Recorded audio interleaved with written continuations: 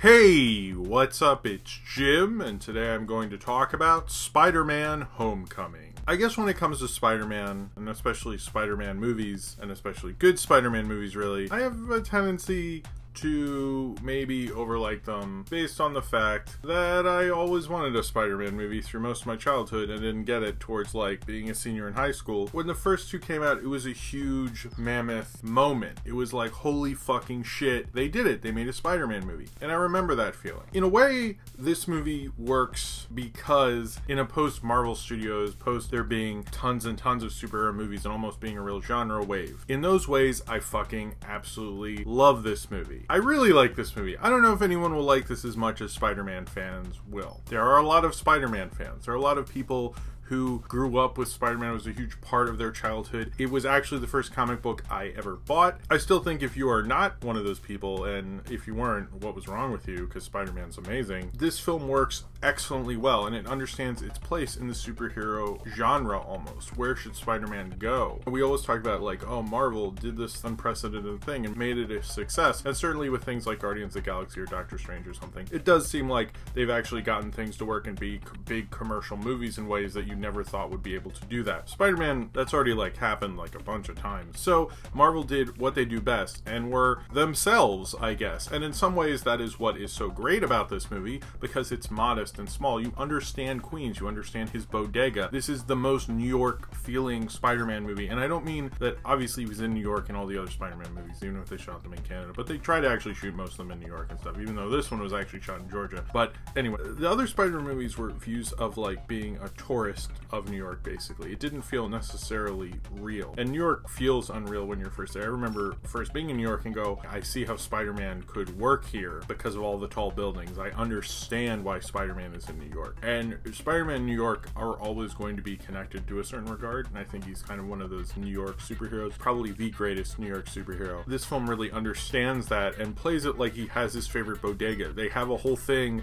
about deli sandwiches. That's like a very local New York thing that you will go on and on about going to like a deli and knowing the deli cat and everything like that. And those things really matter, and it understands how to do that with Spider-Man. It understands how to do the modesty, how to do a teen movie basically in this, and how a lot of this is as much about him being Spider-Man as it is his alter ego. And that was something that really worked for Marvel and Marvel Comics, and Marvel Studios gets that. It is always going to be as Marvel as it can be. It's not interested in compromising. They want to do the best version of a Marvel comic for a movie, and with Spider-Man probably being one of the greatest Marvel superheroes of all time, they're going to make kind of almost most Marvel-ish Spider-Man movie there ever has been. Now, I'm not saying this is the greatest Spider-Man movie. What this film understands is it understands the comics and iconography, but understands like almost like adapting Shakespeare. Spider-Man is a very universal character, and you have to have those universal things, why we all relate to Peter Parker and how he's a very flawed hero and how his life is very complicated, and as much as he has to fight the villain,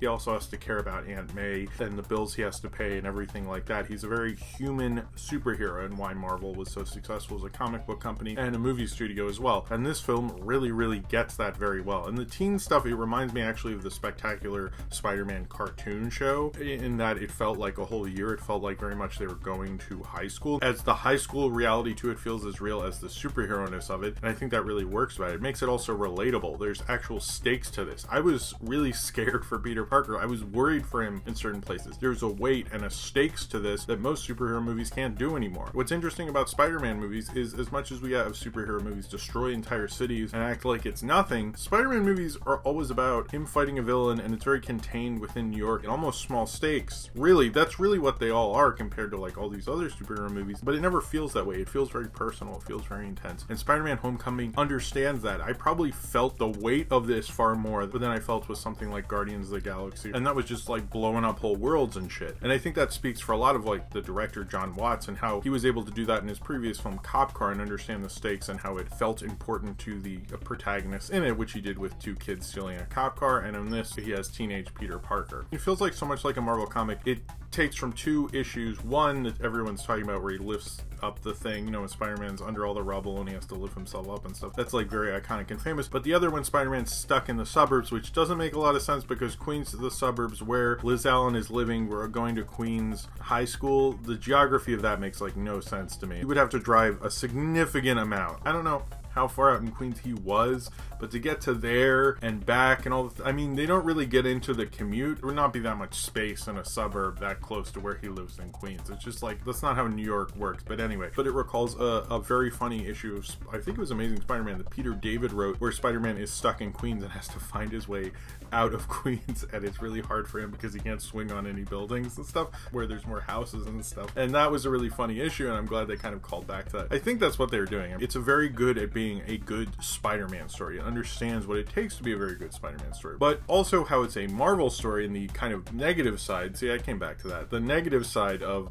the Marvel part is this plot is complicated. Like, there's a lot of things in this movie. To properly explain the plot, I would have taken too long, and if I still did plot synopsises, I would have been here for a while. And it's just that there's all these things to explain and continuity and things, and that's also very Marvel. I sort of notice how Marvel has ones that are like, we're just gonna start this guy off, and there's some continuity nods, like in Doctor Strange, and then there's others that are, it's like Civil War, where people are like, I didn't see that other Avengers, what the fuck is going on? It seems like Spider-Man Homecoming very much plays kind of both angles, oddly, because there are certain parts where, like, you definitely should have probably seen Civil War. Now, in Marvel's favor is that these movies they're referencing aren't like, you know, little obscure indie movies that nobody saw. They're huge, gigantic blockbusters that everyone's seen. So the idea of them doing it isn't like the Marvel continuity in the comic books where I'd be reading an issue of Spider-Man, suddenly I have to read an issue of Hulk from 3 months ago or some shit, and I gotta go through back issues, and it's a whole thing. They don't do that, but it does feel like that continuity, which is very much Marvel. Marvel had thick continuity,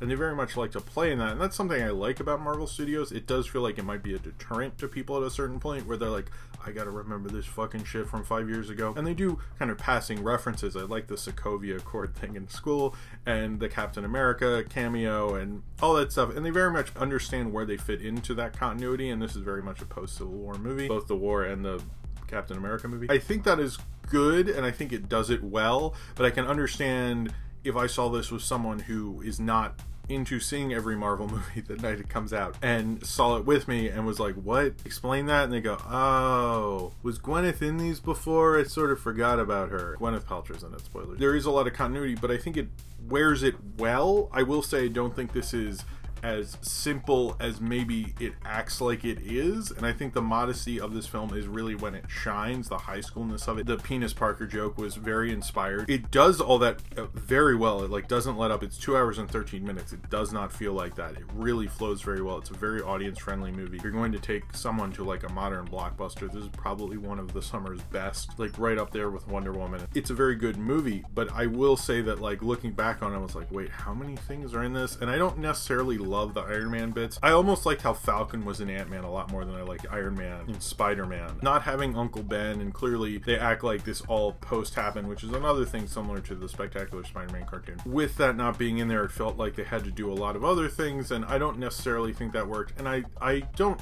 love Robert Downey Jr. in this. He's very much playing a movie star, kind of doing his cameo and doing them a favor. I like Robert Downey Jr. as Tony Stark, but this very much feels like a movie star who's been kind of playing a role too long. I did like seeing Jon Favreau, who despite directing Jungle Book and being a huge director at Disney, is still acting in Marvel movies, which I actually think is kind of cool. I sort of miss Jon Favreau. That kind of stuff, I think I enjoyed it, but I could tell, like, looking back on it, I go, this movie's a lot more complicated than I felt while I was watching it, which I think says a lot about the director John Watts, because he did very kind of low stakes sort of a indie movie that feels a lot higher stakes. Even though there was more complications than that, it didn't feel like that when I think back on that. And I think that's a very plus about Spider-Man Homecoming. It's also cool because I think the previous Sam Raimi Spider-Man movies were very much inspired by very much the Ditko, kind of the earlier runs of Spider-Man. The Amazing Spider-Mans were based on things I don't care about, but also based on the 90s Spider-Man comics. They're probably all the worst bits and worst instinct. This is kind of more doing, like I said earlier, it's like adapting Shakespeare, where you understand the universality of it. You're not as interested in doing the classics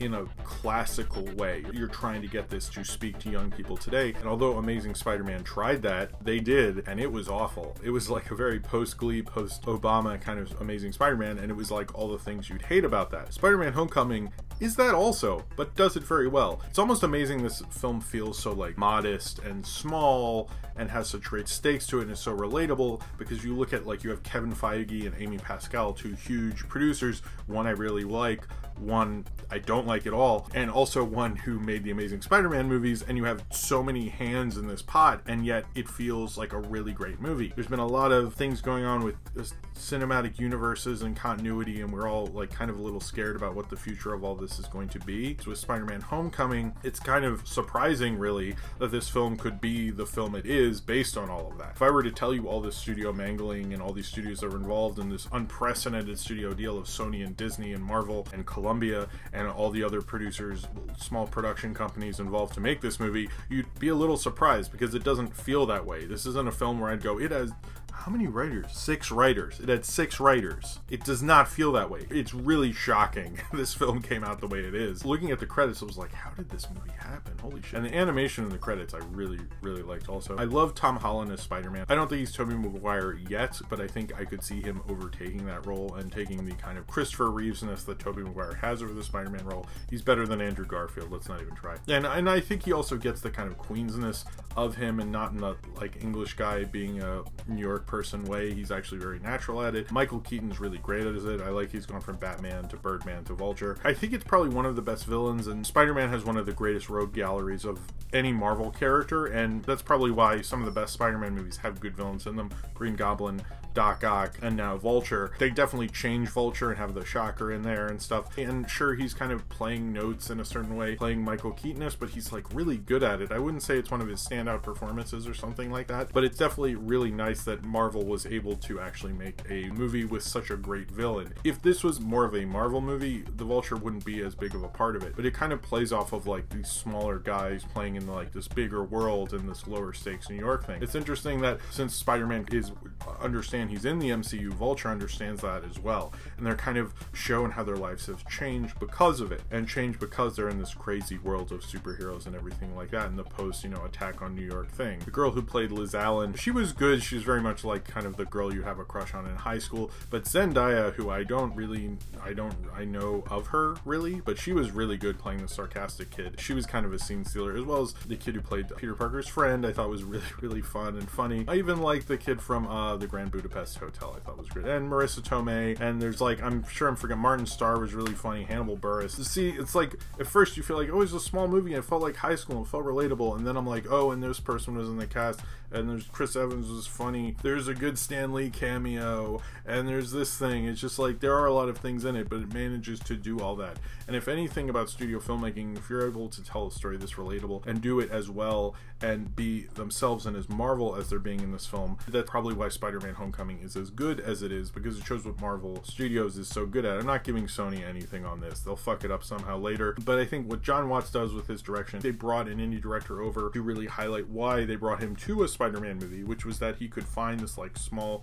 kind of kid relatable story and make you feel the stakes. And the intensity I felt towards the end of Cop Car is the same intensity I felt towards the end of Spider-Man Homecoming. And it was a intensity that most people felt. I was laughing more. It meant something to me that these characters in certain ways, and not in ways that was like, oh, I've been through all this continuity, I've seen all this. It felt more personal in a lot of ways. And I think this is probably up there with the better Spider-Man movies. I would almost say it's better than the very first one, I think, and I think it's probably going to go down as one of the more audience-pleasing kind of big blockbusters that was really a fun time, but also did a really good job at doing it. This is very much a summer blockbuster. I don't think it achieves the higher art that Spider-Man 2 does, but I think it gets pretty damn close. And having a modest blockbuster in the age of just destroying cities and all those complaints that critics usually have, and making it this good, is kind of awe-inspiring in itself. And if there's any character that was ever going to be able to do that, it was always going to be your friendly neighborhood Spider-Man. So if you have seen Spider-Man Homecoming and you would like to talk about it, then comment below in the comments and subscribe